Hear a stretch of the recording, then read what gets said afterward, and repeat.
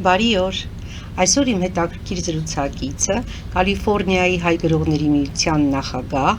գրող, արձակագիր Կիմա Կիրակոսյանն է։ Բարև ձեզ, Կիմա։ Բարև ձեզ։ Առաջին իմ հարցը հետաքրքիր պիտի լինի, կարծում եմ, որտեղ մենք պետք է գնանք տարիների միջով եւ հիշենք այն ժամանակահատվածը, երբ դուք տեղափոխվեցիք Ամերիկայի Միացյալ Նահանգներ։ Եվ այն ինչ զգացել եք, արդյոք դուք կարողացել եք լիովին արտացոլել ձեր գրականության մեջ եւ հայտնի է, որ Կարոտախտ վեպում դա մասամբ երևում է։ Միթե այդպես է։ Շնորհակալություն։ 1990 թվականի դեկտեմբերի 6-ին եմ տեղափոխվել Միացյալ Նահանգներ իմ ծննդյան օրը եւ ապրել եմ Կարոտախտի բոլոր նրբերանգները, երբ որ ես գրում էի 93 թվականին, ինձ ասում էին, որ իմ գրչից արցունք է կաթում։ Այդպես ես ծանր եմ տարել հայրենիքից, հարազատներից բաժանումը, որ ասեմ, որ իմ գրքերում դրանք արտացոլվել են այնքան, ինչքան որ ես ապրել եմ,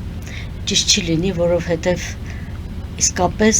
ես շատ ծանր եմ տարել այդ բաժանումը, հեռացումը, կարոտը եւ հենց այդտեղից ծնվել է մորս ասել եմ Կարոտախտին բուժում չկա մամ։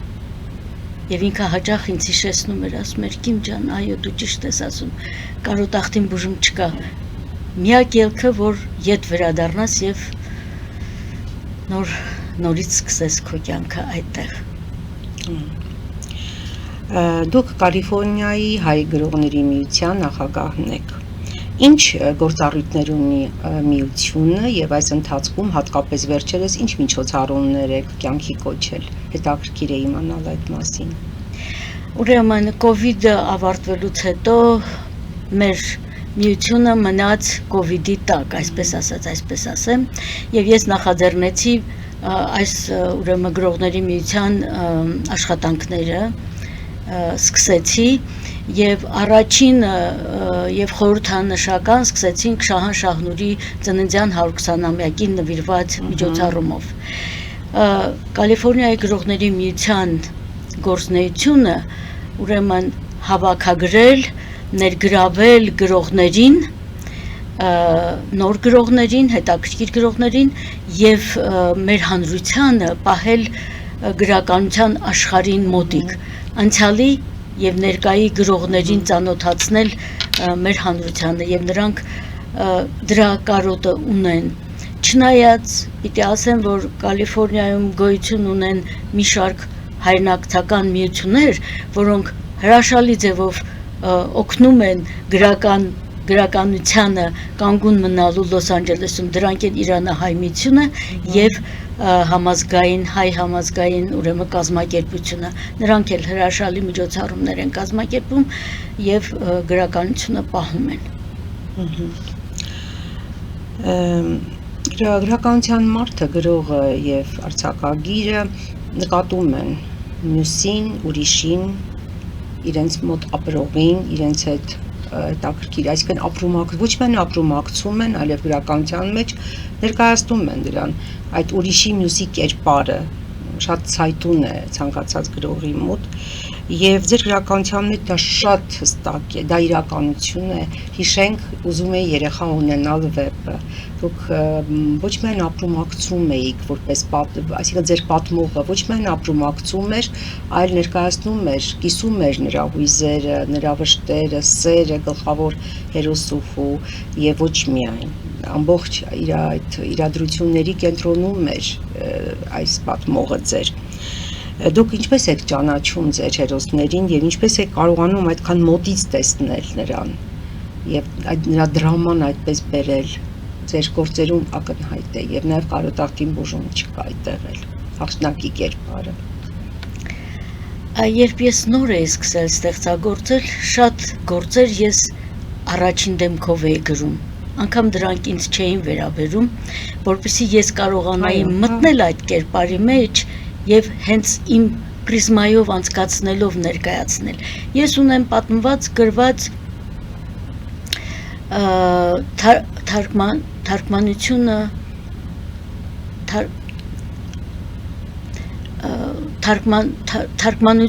թարգմանություն պետք չի, ուրեմն բարությունը թարգման չունի, այսպիսի մի գործ ունեմ գրված և ուրիշի գործ է, և ես երբ որ նոր էի գրեցի առաջին դեմքով, իմ գրող ընկերների զանգեցին, աղջկա մասին էր, աղջիկը ծննդաբերում է Մեքսիկոյում, և զանգեց հարցրեց իմ աղջկա ճակատագրի մասին, ասեցի բարեկամս, իմ աղջիկս դեռ չի ամուսնացել,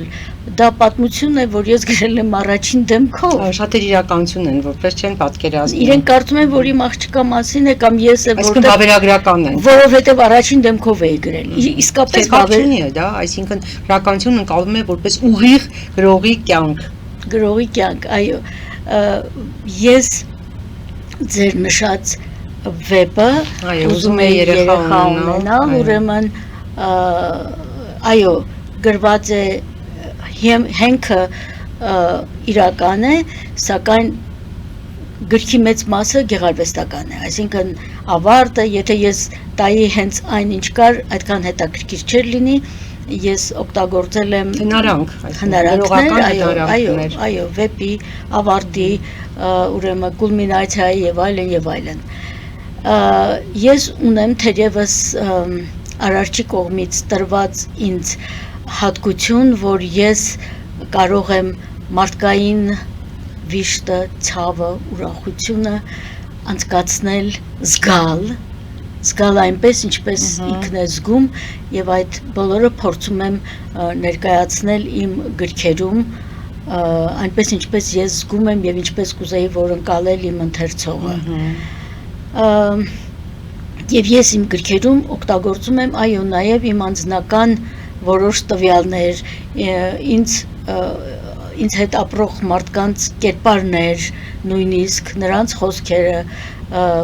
բայց ստեղծում եմ նոր կերպարներ, նոր ուրեմն դիտարկումներ։ Այսօր շատ հետաքրքիր պահ է, հիմա եկավ մի հարց, որը ինձ որպես գրականագետ շատ հետաքրքրում է։ Դուք ինչպես եք գտնում ձեր հերոսի շրջապատում, ինքը իհարկե չի նկատում, բնականաբար, հետո ասում եք նրան, որ գիտես, որոշ տարեր ես վերցրել եմ քո բնավորությունից կամ քո կենսագրությունից, ինչպես եք դիտում ու գտնում այդ մարդուն, որտեղ դա ամենադժվարն է։ Ամենահետաքրքիրը կարող է այդպես մտածելու տեղի տա, որ ահա այն հերոսը, որին ես կնկարագրեմ, բայց գրողի հայացքը բոլորովին այլ է, անկանխատեսելի է։ Այդ դուք ինչպես եք գտնում այդ մարդուն։ Հիմա իմ այդ գիրքը ես այստեղ չունեմ, կարոտախտին բուժում չկա։ Ես ունեի գաղափար այդ իմ ապրումները, կարոտի ապրումները տալու մարդկանց, որպեսզի իմանան։ Եվ աղջնակը, որ 10 տարեկան փոխադրվել էր Արմավիրից Լոս Անջելես, ինձ ասեցին, որ այդ աղջիկը շատ ծանր է տանում փոփոխությունը։ Այդ 15-ամյա աղջիկը։ 10-ամյա աղջիկը։ Գոհար էր անունը, եւ ես իրական հերոսուհին 10-ամյա։ Այո, եւ ես անմիջապես ինձ գաղափարը եկա, որ ես պետք է օգտագործեմ այս աղջկա ապրումները եւ ներկայացնեմ։ Ես օգտագործել եմ եւ իր ծնողների ուրեմն մասնագիտությունները եւ իր ապրելու վայրը, բայց մնացածը ստեղծել եմ։ Գնացել է ուրեմն տեսեք ստեղծվել է մի վեբ, որտեղ կամ ես, կամ կա իմ աղջիկը, կամ մյուսը, ես այդտեղ հորաքրոջ կերպարում եմ։ Բայց տեսեք դուք նկատում եք, որ դա իմ մասին է, դուք նույնիսկ ասել եք ինձ, դա իմ մասին չէ, բայց ես օգտագործել եմ։ Բայց ձեր ապրումներն են տեղ գտել, չէ՞ որ դուք վերապրել եք։ Այո, անպայման անցել է իմ ուրեմն հոգու միջով, իմ սրտի միջով այդ աղջկա ապրումները զգալով, ես ներկայացրել եմ բոլորը միացած, բայց ես էլ կամ, մայրս էլ կա այդտեղ տատիկի կերպարը, մորս կերպարն եմ, մորս բառերն եմ օգտագործել երբեմն։ Այո, ահա, այս ձևով է ստացվում, այսպես ասած, վերցնում ես գաղափարը, հետո արդեն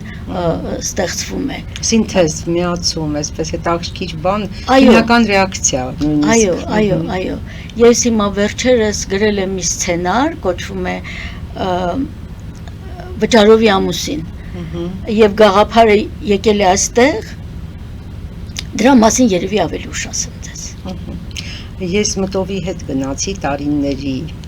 դրվածքով եւ հիշեցի Վայոց ձորի շնորհանդեսը, որը տեղի ունեցավ հենց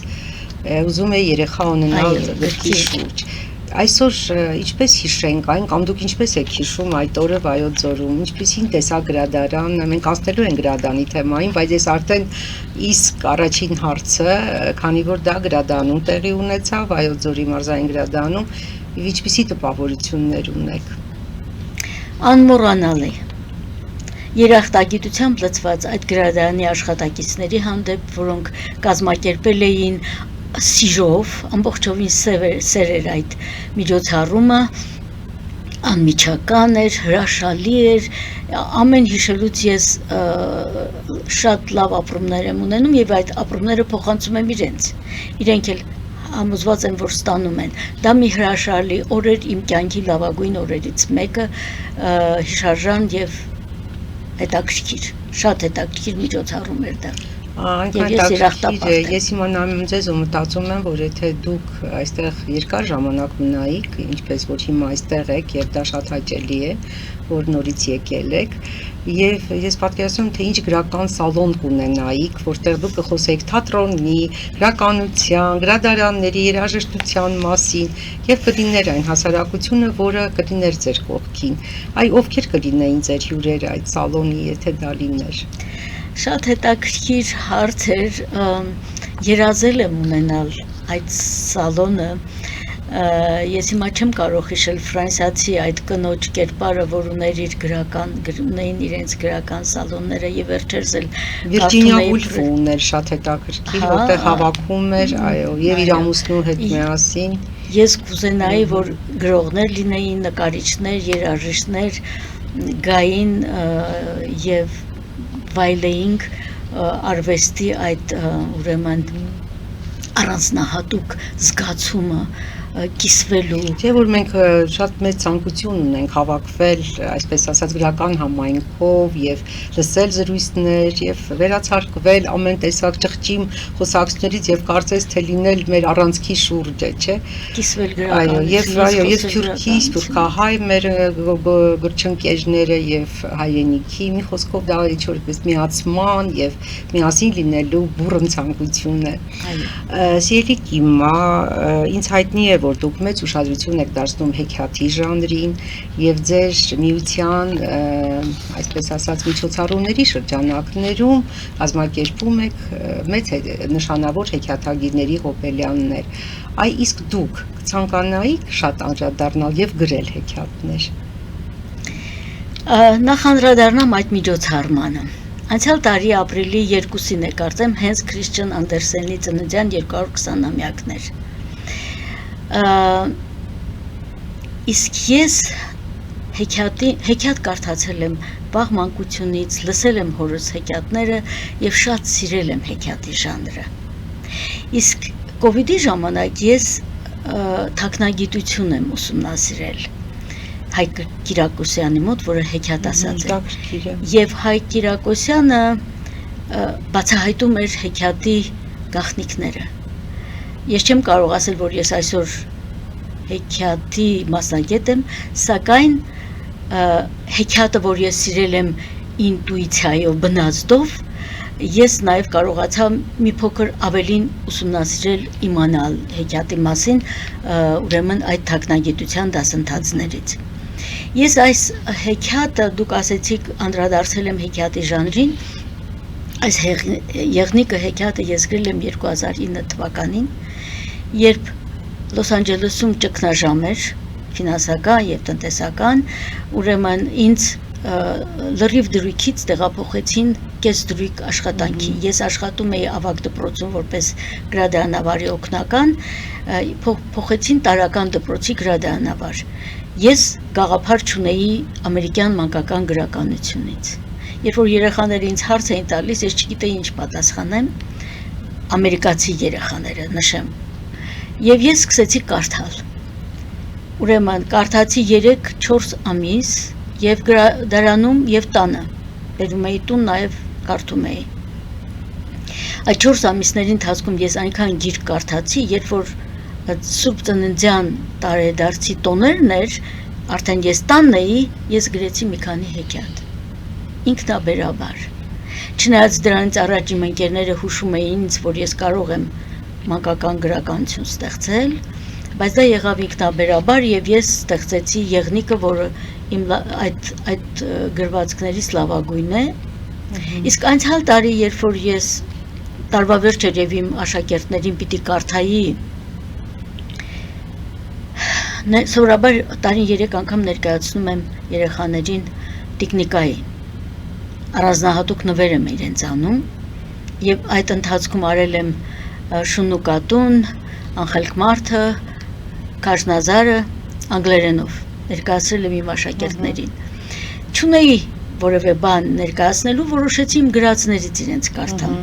Եվ իմ աշակերտներին կարդացի եղնիկը անգլերենով, եւ իմ աշակերտներն այնպես ինձ ոգևորեցին եւ ուսուցիչները, որ Տիկին Կիրակոսյան, դուք պետք է հրատարակեք ձեր այս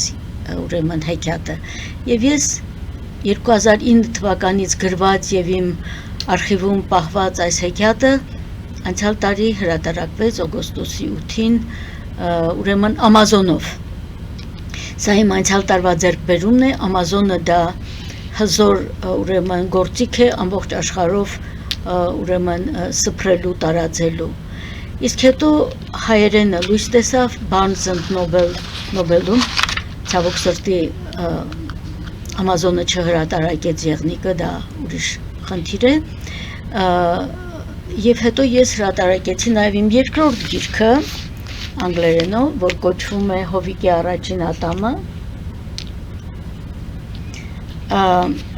եւ հրատարակիչները Kindle-ն է Amazon-ի, իրենք այնքան շատ սիրեցին այդ պատմությունը, որ ավանդույթ ունի իր մեջ, ատամհատիկի ավանդույթ, առաջարկեցին այն թարգմանել մի քանի լեզուներով, իսպաներեն, ֆրանսերեն, գերմաներեն։ Ես առաջարկեցի նաև հայերենը ընդգրկել դրանում, եթե հայերենն էլ կլինի համաձայն եմ, եւ ընթացքի մեջ է, գործընթացի մեջ է, շուտով հայերենը լույս կտեսնի, դրանից հետո արդեն իսպաներենը, սա արդեն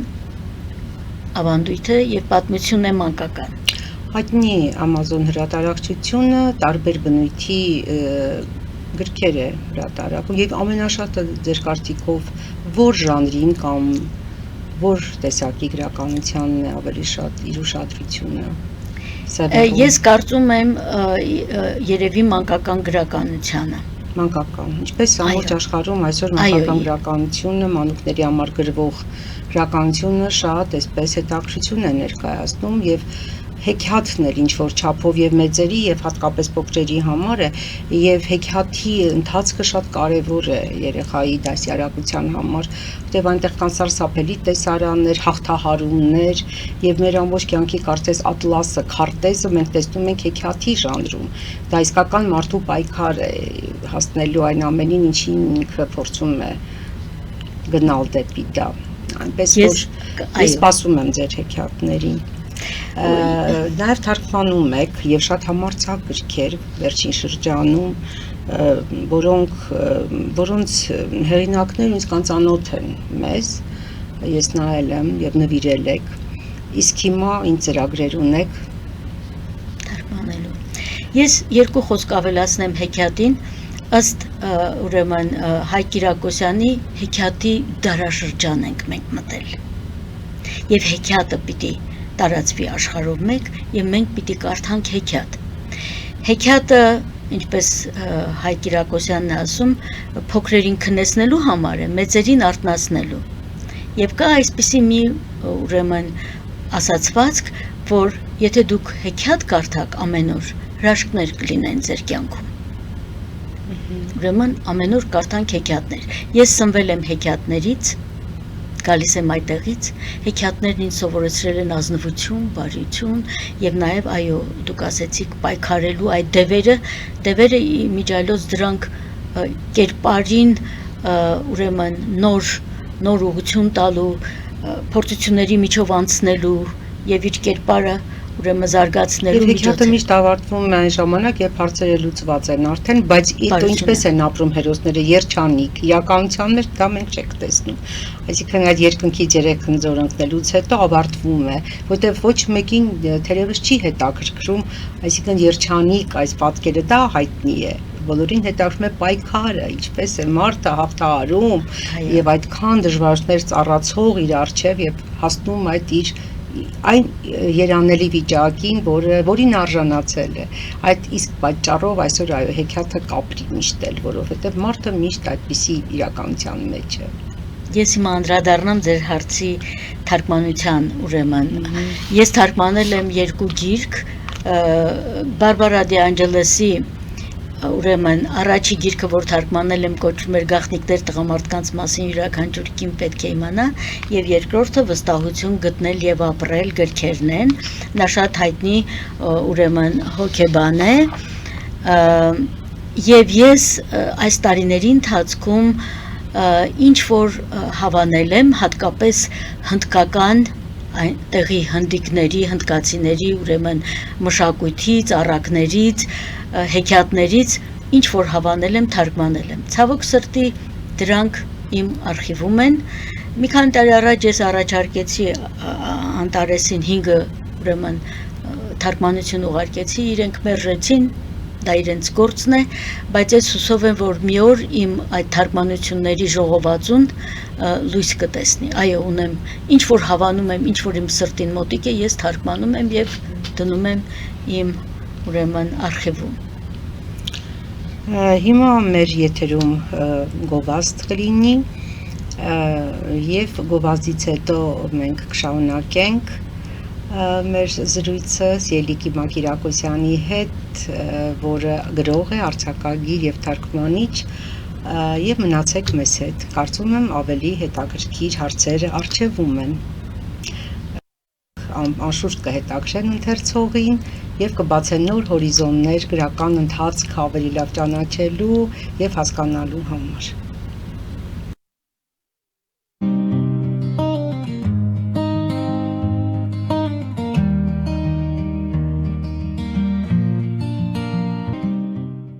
Ֆելիչե ժամանակակից ատամնաբուժական կլինիկա։ Այստեղ հարմարավետությունն ու խնամքն առաջնային են։ Այստեղ կիրառվում են ատամնաբուժական ամենաժամանակակից տեխնոլոգիաներ, ճշգրիտ ախտորոշում, արդյունավետ բուժում, նուրբ փորձառություն եւ անհատական մոտեցում։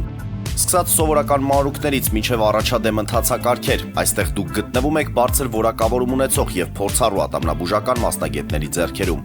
Մեր բարեկամական եւ հյուրընկալ անձնակազմն այստեղ է յուրաքանչյուր այցը հաճելի դարձնելու համար։ Ֆելիչե, ձեր առողջ եւ ամենաերջանիկ շպիտը սկսվում է այստեղից։ Եկեք եւ բացահայտեք նորարարության, փորձագիտության եւ կարեկցանքի կատարյալ համադրությունը։ Երևան Փոստը Գրանադայի ուզում տեղեկացնում է։ Դրամական փոխանցումներ 1%-ով։ Օդանավով 1 փաունդը 2.99։ Նավով ուղարկեք 1 արկղ, երկրորդ արկղը անվճար։ Ավտոմեքենաների փոխադրում անհավատալի արժեքներով։ Ինչպես նաև կահույք եւ մեծ չափի բեռների փոխադրում։ Jackpot հագուստի խանութը երկրորդ մասնաճյուղն է բացել Գլենդելի սրտում, որտեղ կարող եք ձեռք բերել եվրոպական եւ ամերիկյան ընտիր հագուստեղեն, կոշկեղեն, աքսեսուարներ, պայուսակներ ամենահարմար արժեքներով։ Նաև կարող եք ցանկացած ապրանք պատվիրել եւ ձեռք բերել կարճ ժամանակում։ Jackpot-ի Գլենդելի հասցեն է 1135 North Pacific Avenue, հեռախոս 818 813 2252։ Jackpot հագուստի լավագույն կենտրոնը Գլենդելում։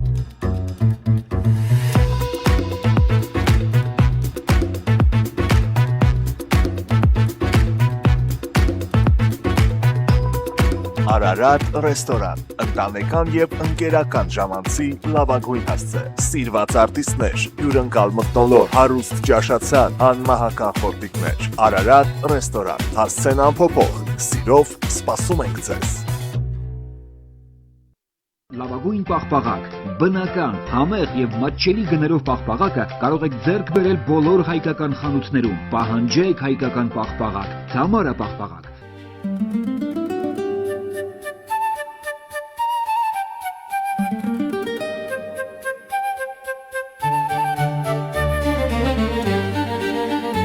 Նոյան տապան տպարան, Նոյան տապան հրատարակչություն, շարվածքից մինչև տպագրում, զանգահարեք, գրեք, այցելեք, միասին պատրաստենք ձեր գիրքը, ամսագիրը կամ թերթը, որտեղ նշվելու է, տպագրված է Նոյան տապանում։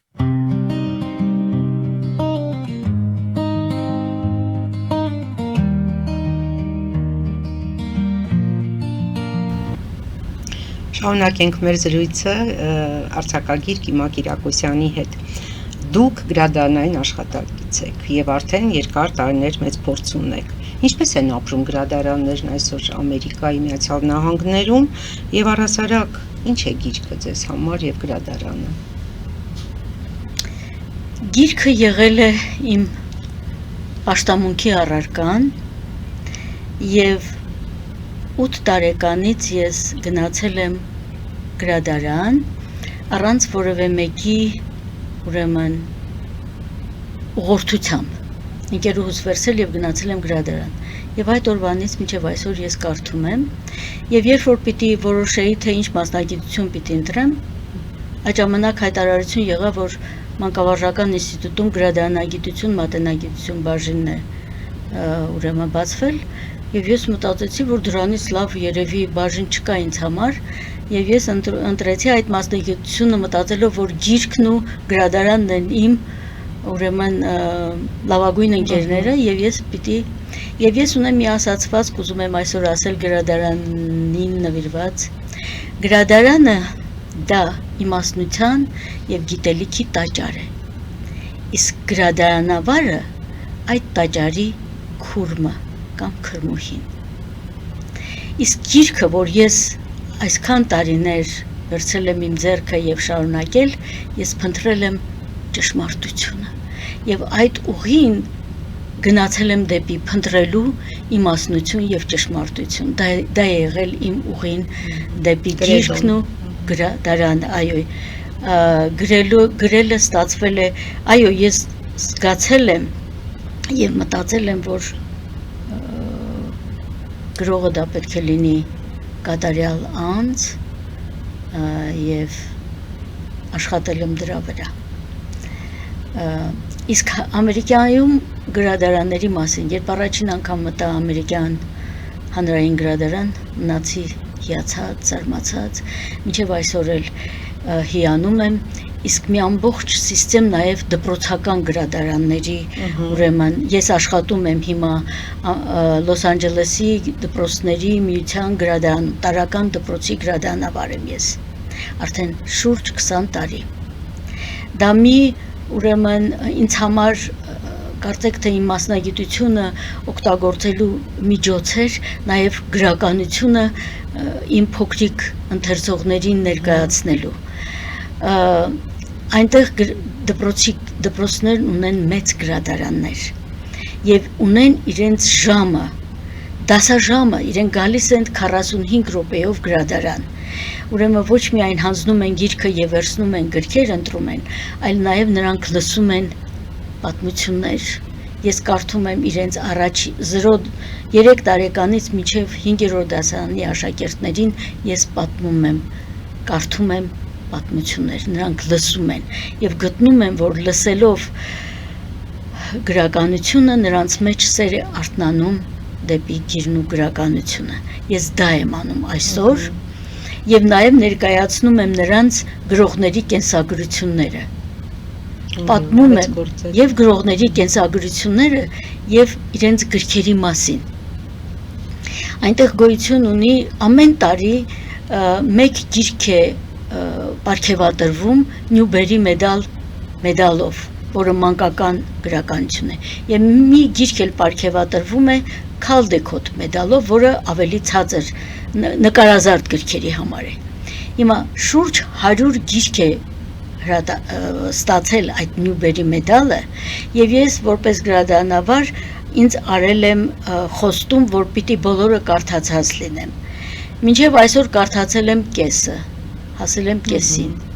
եւ դրանք հրաշալի գրականություն են։ Եվ երբ ես կարդում եմ այդ գրքերը, ներկայացնում եմ իմ աշակերտներին եւ խորհուրդ եմ տալիս անպայման կարդան այդ գրքերը։ Եվ ես կուզեի, որ այդ բոլոր 100 գրքերն էլ թարգմանված լինեին հայերենով, որովհետեւ բոլորն էլ հրաշալի գրքեր են։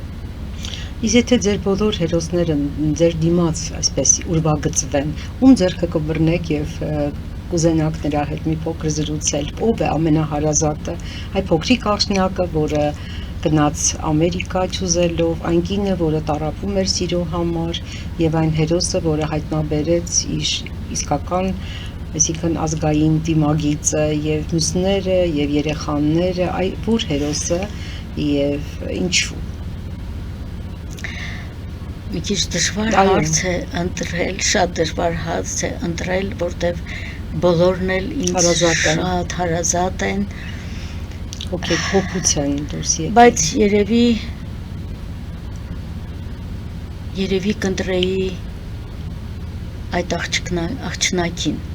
որովհետև նա դեռ, ինչպես դուք ասեցիք, մի օր նա դեռ պիտի շարունակվի նրա պատմությունը եւ նա պիտի ետ վերադառնա Հայաստան, երբ որ ինքը լինի որոշողը իր ճակատագիրը։ Երևի թե Նարեյին, Նարեյը նրա անունը, ամենևին Նարեն շատ կայացած կերպար է, ես իմ գրախոսություն եւ վերլուծության մեջ եմ անդրադարձել, նա շատ կարեւոր, այսպես ասած, պերսոնա, այսպես ասենք, մեր գրականության արդեն վերջին շրջանի, որովհետեւ այս կերպարը շրջում է մեր մեջ, գնացող, եկող մարդ, որը թողնում է իր հայրենի եզերքը եւ այդ ապրումները, ամեն մեկը չէ, որ կհասկանա, որովհետեւ կան ժողովուրդներ, որոնք ունեն այդպիսի ճակատագիր եւ թողնել այն եզերքը, որը քեզ շատ հարազատ է եւ գնալ բոլորովին ուրիշ իրականություն եւ ինչպիսի ապրումների հաստորեն փունջ է նրան սպասվում, գրողի գործն է դա պատկերելը, ինչպես պատկերելը հատկապես, եւ նրան նորից կվերադարձնի այդ եզերքին, թե կտանի ավելի հեռու փշերի եւ նոր օտարության մեջ, այս է խնդիրը այս դեպքում։ Ելիքի, ինչպես եք այսօր տեսնում ձեզ ելիմար Հայաստանը, դուք անապ եք սիրում, բնական մարդիկ, որոնք սիրում են, բայց ձեր սերը նաև արտահայտվում է գրականության մեջ, դա անապ սեր է։ Ինչպես եք տեսնում այդ եզերքը, ինչպես ես ասացի, եւ դուք ձեր հայրենիքում եք, ինչպիսին է նաև այսօր Երևանը։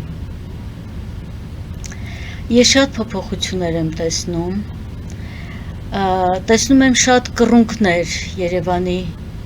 Երևանում եւ դրա համար ուրախ եմ, որ կառուցվում է Երևանը, իսկ դա նշանակում է քաղաքն ապրում է, բազմանում է,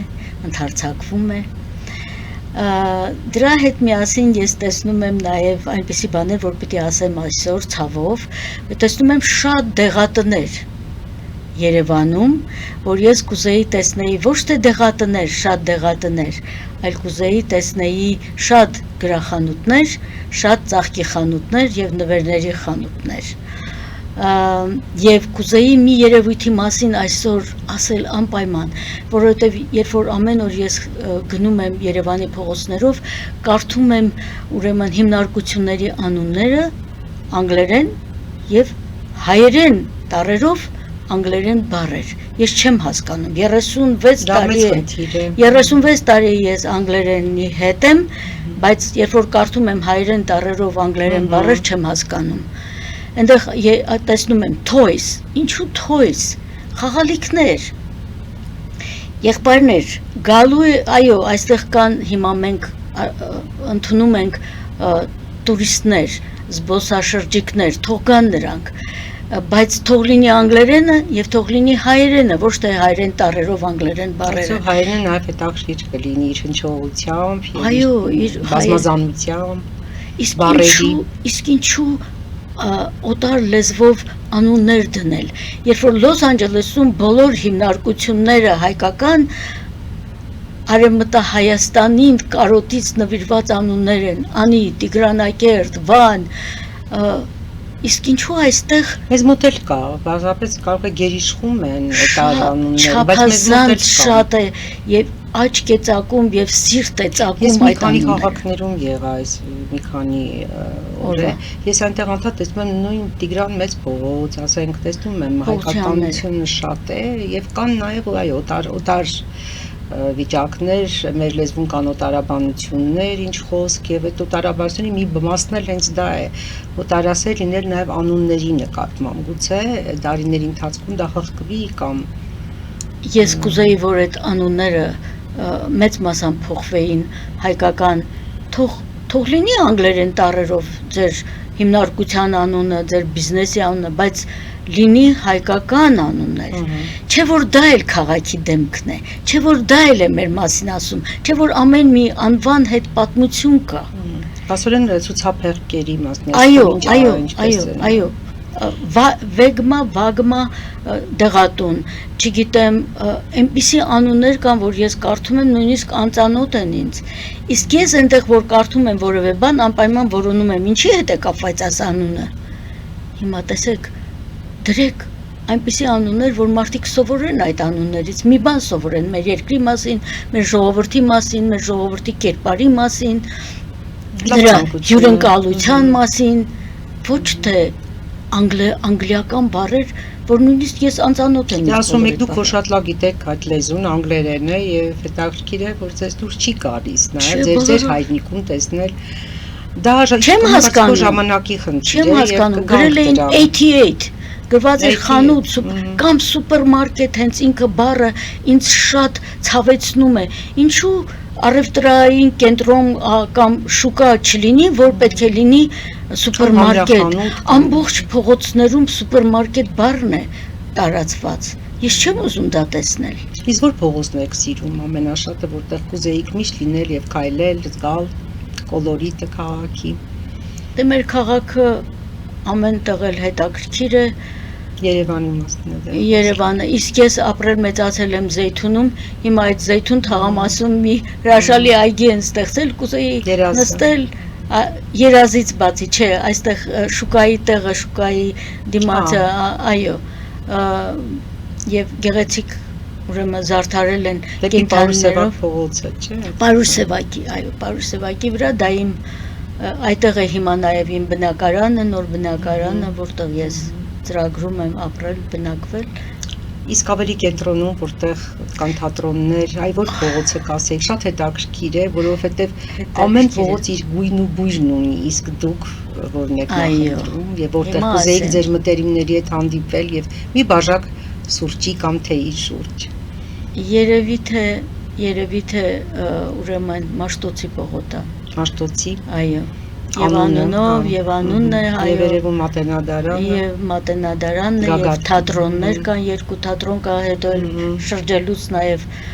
Սունդուկյանի թատրոնն է, ասեմ մի դեպ օգտագործելով դա, որ ես իմ երկրորդ գրականությունից երկրորդ սերը թատրոնն է։ Դրա համար կուզեի այդ շրջապատը լինել։ Թատերականությունը եւ թատրոնը գրականության ուղեկիցներն են, դրամատուրգիան առհասարակ գրականության անբաժան են նրանք եւ այո, թատրոնը մեր քաղաքի նաեւ կարեւոր դեմքն է, այո, դեմքն է, այո, որին պետք է գնալ։ Գրականության խոսքը նա է առաջինը ասում, համաձայն եք։ Այո, ես շատ սիրում եմ թատրոնը,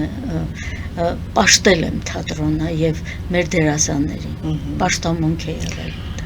Եվ որպես վերջին հարց այժմ, ինչ կմաղթեք մեր հայրենակիցներին այստեղ Հայաստանում եւ սփյուռքահայերին, այսինքն մեր հայրենակիցներին ամբողջությամբ։ Ամենից առաջինը առողջություն, եւ հոգեկան առողջություն, եւ ֆիզիկական առողջություն բոլորին։ Կարծում եմ բոլորս դրա կարիք ունենք պատերազմից հետո։ Երկրորդը կցանկանայի, որ մենք բոլորս միմյանց սիրենք եւ լինենք միասնական եւ ունենանք արդար, ազատ հայրենիք, իսկ ամենավերջին պատգամը եւ ցանկությունը խաղաղությունը իհարկե եւ կուզեի, որ անպայման մարդիկ ոչ թե դադարեն կարդալ, կարդան սոցիալական ցանցերում իրենց Փոքրիկ ընկերների հատվածներ, նախադասություններ։ ուղարկածը, այլ կարդան գիրք։ Սա իմ գերագույն ցանկությունն ու նպատակն է։ Կարդացեք բարեկամներ, կկարդաք հեքիաթ, օրը մի հեքիաթ կարդացեք, կտեսնեք թե դուք որ հեքիաթը ունի բուժիչ հատկություն։ Եթե դուք ուզում եք իրականանան ձեր երազանքները, կարդացեք հեքիաթներ։ Մեր զրույցը մոտենում է ավարտին եւ ես զրուցում եմ հետաքրիր զրուցակիցներ Կալիֆոռնիայի հայ գրողների միության նախագահ, գրող, արձակագիր եւ թարգմանիչ Կիմա Կիրակոսյանը։ Միշտ նոր հանդիպում։